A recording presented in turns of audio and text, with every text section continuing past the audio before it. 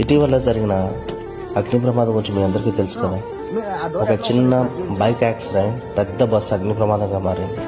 చాలామంది ప్రాణాలు కోల్పోయారు. ఇలాంటి సంఘటనలు ఫ్యూచర్లో మళ్ళీ జరగకుండా ఉండాలంటే మనకంటూ మనం కొన్ని జాగ్రత్తలు తీసుకోవాలి. బస్సు ఎక్కగానే టీవీ వర్క్ అవుతుందా లేదా, ఏసీ వర్క్ అవుతుందా లేదా, మనకి ఇచ్చిన హెడ్సెట్ వర్క్ అవుతుందా లేదా, మనకి రావాల్సిన స్నాక్స్ బాక్స్ ఇచ్చారా లేదా అదంతా చెక్ చేసుకోవాల్సింది.